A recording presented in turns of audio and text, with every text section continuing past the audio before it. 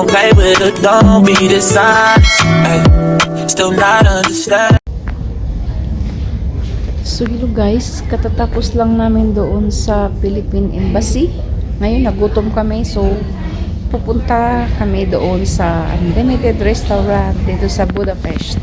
So nasa New Gapi kami guys ngayon, na train station. So ano kami, train.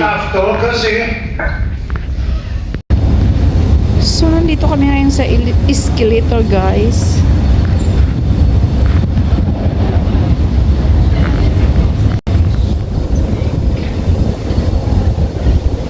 Pupunta kami doon sa Unlimited Restaurant.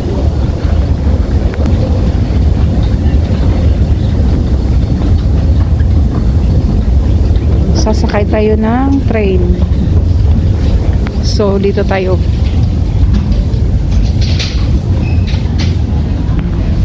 Ano to? Platform ng M3. So,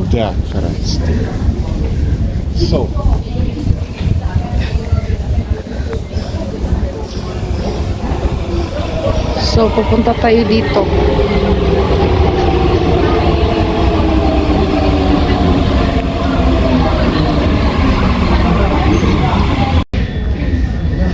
Ito yung dadaan yung train guys.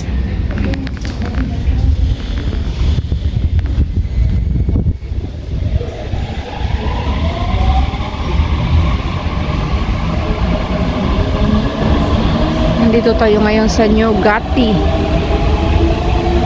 Station M3. So pupunta kami doon sa Unlimited Restaurant ng Korean.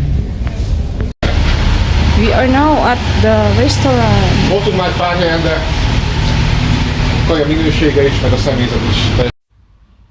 So hello guys, grabe, ang sarap talaga dito sa restaurant na to. I-try nyo rin po na kumain dito kung meron kayong time. Tsaka yung mga worker nila napaka hospitable. Hindi mo na kailangang tawagin, kusa silang lalapit sa iyo, iaalok nila kung ano yung mga pagkain na pwede nilang i-offer. Tapos kinukuha kaagad nila yung mga empty na mga plato. Yung barbecue nila guys, sila po yung magluluto. O pipili kayo doon ng mga pwedeng lutuin nila, sila magluluto, tapos ano na lang nila, isuserve na lang nila yung pinaluto mo. So bibigyan ka nila ng number pag tumunog yon, so ibig sabihin naluto na po yung barbecue mo. So wala pong limit hanggat ilan po yung ipaluto nyo, basta kaya nyo pong ubusin.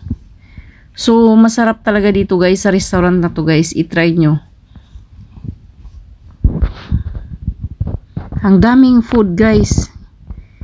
Kami hindi namin naubos lahat na kainin lahat kasi nga ang dami. Meron pa kasi Hungarian food. Meron din silang mga dessert, ito mga cake. Napakadami, mga prutas. Dapat pag pumunta kayo dito mga kababayan, kung gusto nyo pumunta dito, dapat yung gutom na gutom kayo kasi from 12 noon to 2 o'clock ng hapon. Tapos siya 9,000, kulang-kulang 10,000 po yung price niya. Pagdating naman ng iba naman yung schedule nila. Kaya maganda talaga dito. Ito po yung mga nila, mga pwedeng i-barbecue. Meron din diyang shark. Kung gusto nyong matry kainin yung shark, meron sila diyan. Merong beef, merong pork, chicken, yan, mga vegetable. Madami po, madami.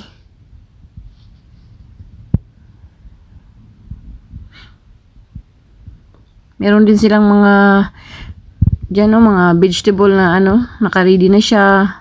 Pipili kayo lahat. Unlimited po talaga siya guys. Pati yung mga soft drinks. Yan, may mga cheese. Yung mga cheese nila na yung parang inaano nila sa bacon. Marami din sila mga sausage. Meron din sila mga Hungarian food. Grabe, ang dami guys. Sulit talaga yung ano nyo.